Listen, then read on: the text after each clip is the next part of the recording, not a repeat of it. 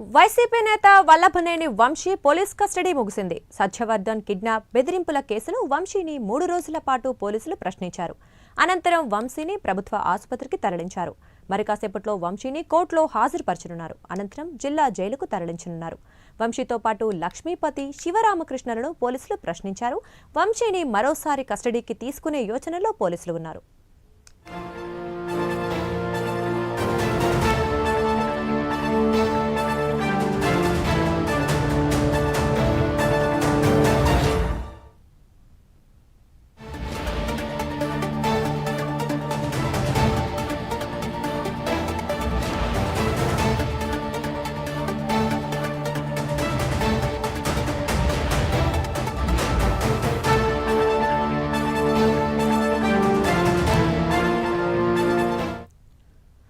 Vallabhaneni Vamsi police custody గురించి మరింత సమాచారం మా ప్రతినిధి శ్రీనివాస్ ఫోన్ ఇన్ లో అందిస్తారు.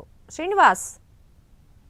Thank you Durga. ఏదైతే తెలుగుదేశం పార్టీ గన్నవరం కార్యాలయంలో ఆపరేటర్ గా ఉన్న సత్యవర్ధన్ కిడ్నాప్ బెదిరింపుల కేసులో కూడా నిందితుడిగా ఉన్న గన్నవరం మాజీ MLA Vallabhaneni Vamsi judicial remand లో ఉన్నాడు. అతన్ని 3 రోజుల పాటు కూడా పోలీస్ కస్టడీకి అనుమతిస్తూ కూడా విజయవాడ ఎస్సీ/ఎస్టీ కోర్టు అనుమతించిన నేపథ్యం తెలిసిందే. అయితే ఇప్పటికే ఈ రోజు 3వ రోజు కూడా పోలీసులు తమ కస్టడీకి మాజీ ఎమ్మెల్యే గన్నవరం మాజీ ఎమ్మెల్యే వంశీని కూడా తమ అదుపులోకి తీసుకొని విచారించారు. ఈ రోజు 3 రోజుల పాటు కూడా విచారణ చేపట్టారు. అయితే ఈ 3 రోజుల విచారణ కూడా పలు అంశాలను కూడా పోలీసులు రాబట్టారని చెప్పి సమాచారము.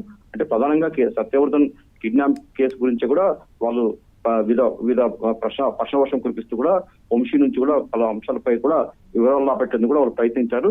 పోలీసులు పలు అంశాలపై అంటే అసలు సత్యవర్ధన్ కిడ్నాప్ ఎందుకు చేశారు, ఎక్కడ కిడ్నాప్ చేసి ఎక్కడ తరలించారు, హైదరాబాద్ లో ఎక్కడ పెట్టారు, హైదరాబాద్ నుంచి విశాఖపట్నం ఎలా తరలించారు, అసలు కిడ్నాప్ గల కారణం ఏంది, కిడ్నాప్ ఎవరి ప్రమేయంతో చేశారు, ఎవరెవరు కిడ్నాప్ లో పాల్గొన్నారు, అసలు కిడ్నాప్ లో పాల్గొన్న మిగతా నిందితుల్ని మీరే అంటే వంశీని ఎక్కడన్నా వాళ్ళని దాచిపెట్టారా అని చెప్పేసి కూడా వివిధ రకాల కూడా ప్రశ్నలు సంధించారు. అయితే 12వ తేదీ అంటే ఈ నెల 12వ తేదీ కూడా మీ ఫోన్ ఎక్కడ ఉంది అని చెప్పేసి కూడా ప్రశ్నించినట్టు సమాచారము. అయితే 12వ తేదీ మీ లొకేషన్ తాడేపల్లి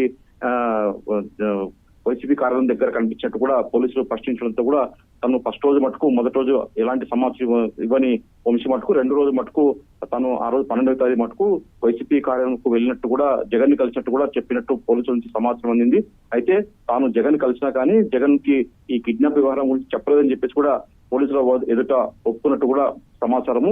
మొత్తం చూసుకుంటే మటుకు ఈ 3 రోజుల్లో కూడా అసలు వల్లభనేని వంశీ ఈ కిడ్నాప్ వ్యవహారంలో ఎలా చేశాడు, ఎలాంటి బెదిరింపులకు పాల్పడ్డాడు, ఎవరెవరు పాల్గొన్నారు, మిగతా నిందితులు ఎక్కడెక్కడ పరారులో ఉన్నారు అంటూ పలు కీలకమైన అంశాలపైన కూడా పోలీసులు ప్రశ్నించి సమాధానం సేకరించారు. అయితే ఇదంతా కూడా ఈ 3 రోజుల పాటు కూడా వంశీ న్యాయవాది సమక్షంలో విచారణ పోలీసు కస్టడీ ముగిసింది.